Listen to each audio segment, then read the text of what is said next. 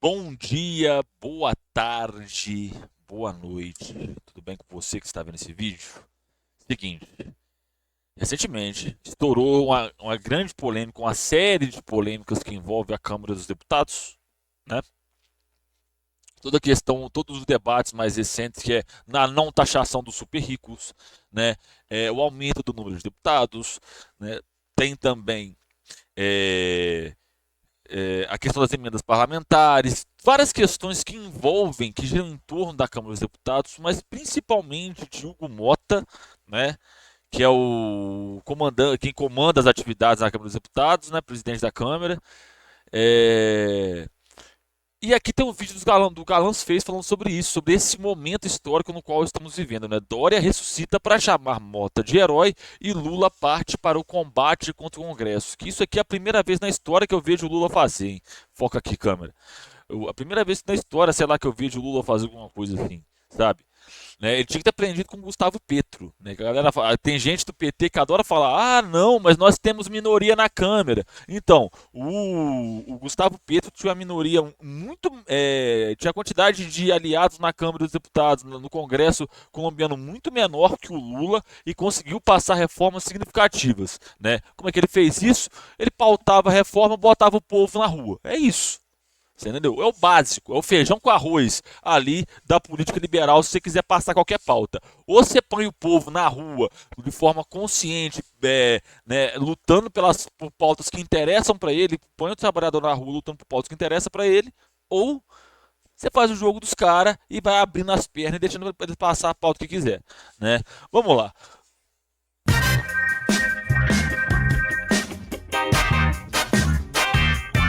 Vamos lá, começar aqui. A gente falou do Dória, vamos falar do Dória, depois vem o companheiro aqui do Calejão que a gente vai colocar. Eu acho engraçado que tem gente que critica o Calejão. E, cara, na moral, ele tem os limites dele, tá ligado? Ele, como qualquer pessoa, qualquer intelectual de esquerda, ele tem os limites dele. Se ele tem um viés não comunista, mais progressista, beleza, mas ainda assim eu acho um cara importante, tem uma discussão importante dentro dos livros dele e tal, você entendeu? Eu não sou essa galera que, tipo, se você não concorda comigo, despreza 100% o cara, não pode ser assim, tá ligado? Existem momentos e momentos históricos, tem que saber jogar com o momento histórico, saber o limite daquilo que o cara tá propondo. Para jambrar aqui. É importante falar aqui de um pouquinho do João Dória, o João Trabalhador, que veio com uma ideia maravilhosa de chamar Eu o acho esse capzinho muito bonito. Hugo Mota de herói, né? Herói aonde? Né? Vamos ver aqui o João Dória falando do Hugo Mota. O fato ocorreu depois da decisão votada pela Câmara e endossada pelo Senado, contrariamente à aplicação do IOF. Quem toma atitudes corajosas como essa, em meio a um Congresso com múltiplas faces, precisa ter coragem. Múltiplas faces, João Dória. O que, que é? É os múltiplos sabores de extremismo de direita? O que, que é isso? Quais são as múltiplas faces do Congresso? Você tem a bancada do boi, você tem a bancada da bala, você tem a bancada ruralista, você tem a bancada dos bancos lá, que representa o interesse dos bancos, né? Dos banqueiros, né? E aí? Qual que é a diversidade? É a diversidade das frações da burguesia que estão representadas no Congresso?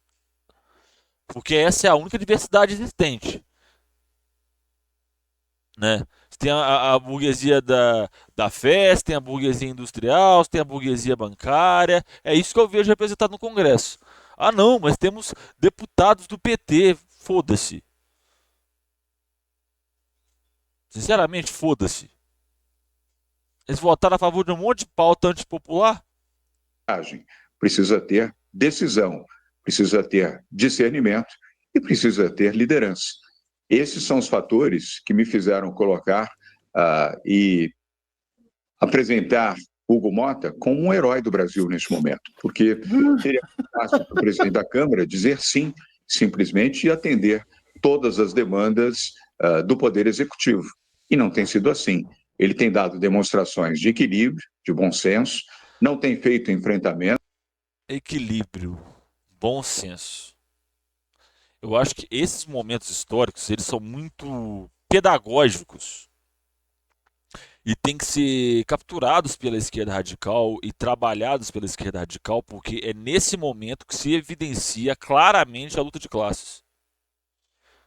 Que é literalmente isso, não tem outro termo, não tem outro jeito de definir o momento histórico atual do que isso. Não tem outra palavra. Você tem um grupo de políticos financiados pela alta burguesia, né? Se você puxar a candidatura desses políticos, você vai ver quem faz as doações de campanha, né? O CPF de quem faz a doação de campanha, aí basta cruzar CPF e CNPJ, não é? Você pega, por exemplo, o Luciano Hang foi o principal apoiador do Bolsonaro. Uma das primeiras medidas que o Bolsonaro assinou foi de protelar a dívida trabalhista do Luciano Hang com a União em 150 anos. Tá?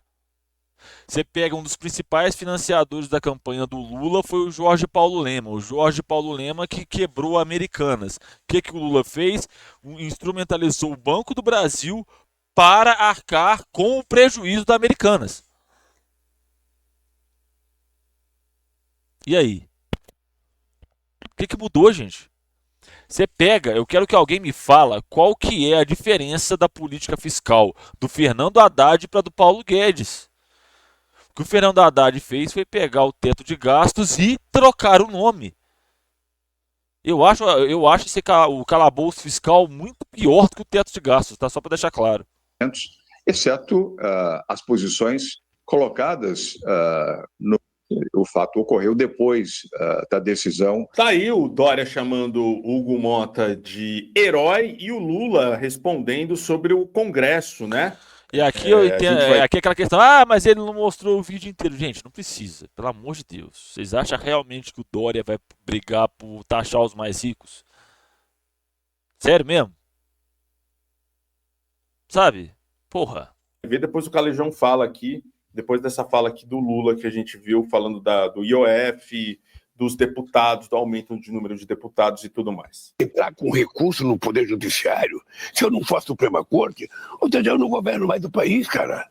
Esse é o problema. Cada macaco no seu galho. Ele legisla e eu governo. Sabe? Eu mando um projeto de lei, eles podem vetar. Eles podem aprovar ou não. Se eu vetar, eles podem derrubar meu veto. E se eu não gostar, eu vou no Poder Judiciário. Ora, qual é o erro nisso? O erro, na minha E aí, olha para você ver, olha a manobra argumentativa que o Lula faz. Olha, eu ponho o projeto, eles vetam. Se eles mandarem um projeto e eu vetar, eles derrubam o meu veto. Se chegar nesses estágios, eu vou no judiciário. É uma crença muito cega nas instituições burguesas. Esse é o maior limite do Lula para mim. Você tá entendendo? Esse é o maior limite do Lula para mim hoje. Com tanto medo de tomar um golpe, ele tenta fazer tudo pela via institucional. Não põe o povo na rua, não pauta a rua. Você tá entendendo? E aí o que acontece? Daqui a ano que vem vai fazer o quê? Vai fazer as mesmas promessas que fez na última eleição de derrubar o teto de gasto? E não cumpriu? Só deixou ele pior?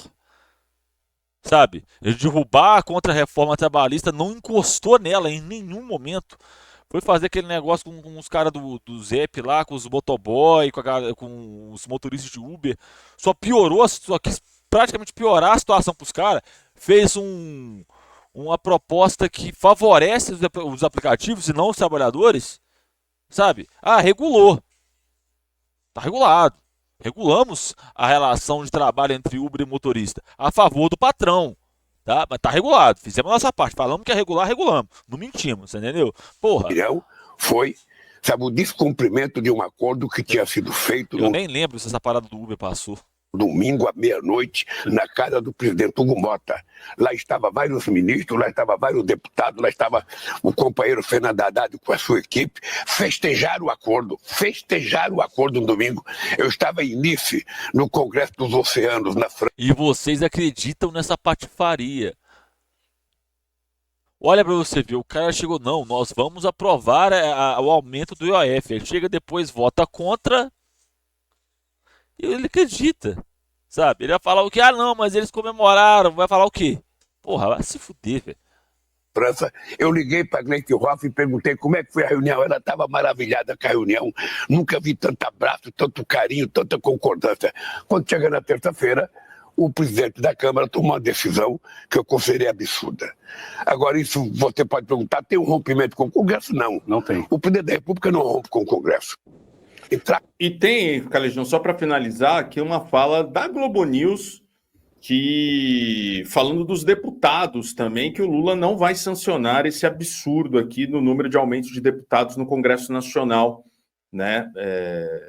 Que é uma tentativa ali de você ter mais emendas, né? Você conseguir mandar mais no orçamento, mais votos para a direita e ter um Congresso ainda mais de extrema direita. Não sancionará. Eu trago para vocês a conversa tal qual ela foi feita hoje. Agora pela manhã, o presidente não vai sancionar isso, o aumento de 513 para 531 deputados, diz esse aliado. O presidente pode até não vetar, para não ser interpretado como uma afronta ao Congresso Nacional, mas assinar, assentir, sancionar, ele não vai. E aí você pergunta, bom, e aí o que acontece?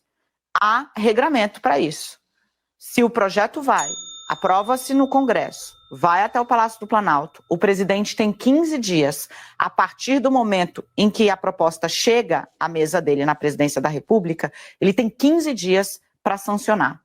Se ele nada faz, que é neste momento a tendência principal dentro do Palácio do Planalto, não é vetar, mas é nada fazer, a proposta volta para o Congresso Nacional, que promulga a sua própria decisão, deixando a digital na medida impopular. O que diz a... Ou seja, sabe o que vai acontecer? Vai passar.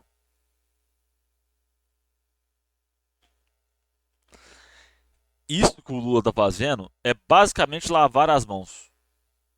Ele está dando uma de Pôncio Pilatos. Você entendeu?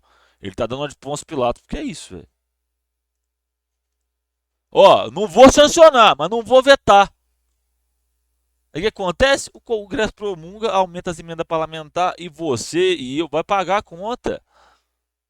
Você tá entendendo? Então sempre tem uma maneira, porque se o Lula sancionar, o povo vai ficar contra o Lula. Se o Lula vetar, o Congresso derruba o veto. Né? Ele tinha que vetar. Vetar mostra, ó, vetei, tá aqui. Se o Congresso derrubar o veto, põe o povo na rua. Acaba com isso. Você entendeu? Alá Gustavo Petro. Mas tem coragem de fazer isso? Não. Ele vai fazer egípcia, a lei vai passar e aí depois ele vai vir com um discurso de chapa branca. Não foi minha culpa. Ainda esse ministro do Palácio do Planalto. O Congresso pega e promulga. Fica com isso. O que acontece é que o presidente não quer sinalizar interferência em outro poder, vetando. Essa é a preocupação. Porque o que eles fizeram conosco foi uma interferência num ato do presidente da República, diz esse ministro. Mas sancionar, ele não vai. E aí, Calejão, muitas coisas aí acontecendo.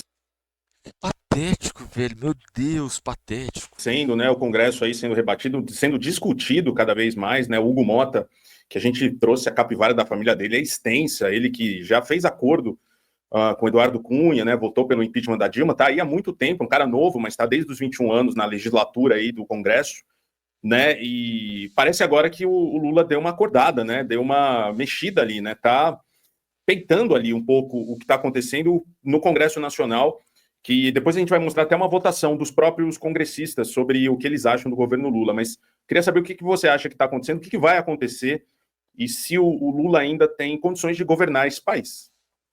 Tem condição. Bezi, o Lula nunca se vendeu como um revolucionário. Ele nunca falou em revolução, nem nada disso. Ele sempre foi um conciliador. Verdade. Ele surge organizando um novo sindicalismo e é um cara que, assim, ouvia os anseios do chão de fábrica, comanda muita... A história dele não é bem essa não, tá?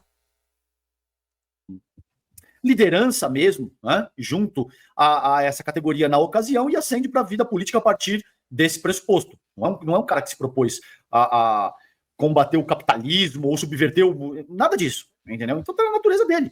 Conciliar, estabelecer o diálogo e tal. Isso é bom, isso é ruim, ele é um safado, ele é genial, tudo bem. Aí cada um que faça a sua própria interpretação. Mas ao longo da história dele, o Lula foi um cara do diálogo. Ele tentou estabelecer um diálogo. Cedeu muito mais, inclusive, do que boa parte da militância gostaria, de que ele tivesse cedido, conciliado e tal. O que acontece aí é que absolutamente tudo que foi entregue mesmo não bastou. E, paulatinamente, o Congresso Nacional vem se transformando no principal regulador da nossa sociedade.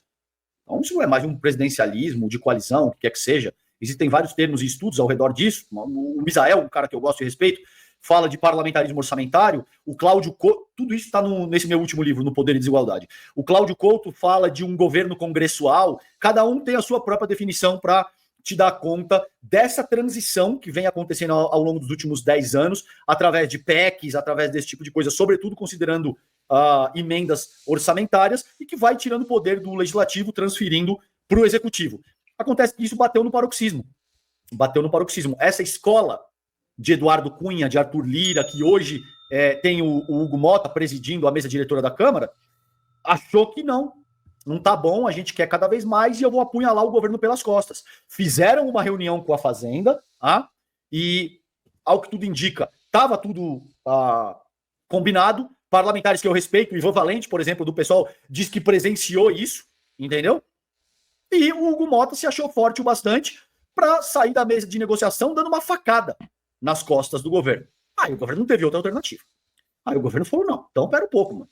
É desse jeito? Então é desse jeito. Então a gente vai judicializar a questão, porque cabe... Ô, Bez, espera aí que a Fiona tá louca pra fazer xixi aqui, mano. Ela vai mijar no chão aqui, que isso aqui tá fechado. Vai lá, Fiona, vai. Pronto. Brincadeira, Desculpa, né? O falta de profissionalismo da pessoa. Total. Ramelei total. Mano, ela tava também passando tá. mal aqui, velho. Então, assim, chegou um ponto em que não restou alternativa pro governo. Não é que desceu um ímpeto revolucionário no governo. Não, chegou um ponto que, não tem outro caminho, de fato. E aí vamos Mas aí é a velha questão. Vocês conseguem ver forma de conciliar interesses diferentes? Vamos lá. Eu não vou em coisas tão complexas quanto, sei lá, direito à moradia. Gente, olha só. Olha só. O que a população quer. Se você sair da sua casa agora e for conversar com qualquer pessoa e procurar realmente saber o que as pessoas e perguntar, você é a favor de taxar menos os pobres, de taxar menos os trabalhadores, de taxar menos o consumo e taxar mais os ricos? Pergunta nua e crua. A esmagadora maioria concorda. Sempre tem um ou outro que vai falar assim, não, mas vai fazer o dinheiro sair do Brasil. Tá, filho, ele vai para onde? Ele vai para onde? Sabe qual país que não taxa os ricos? Nenhum. Todos os países têm esse tipo de taxa. Ele tá para onde? Você tá entendendo?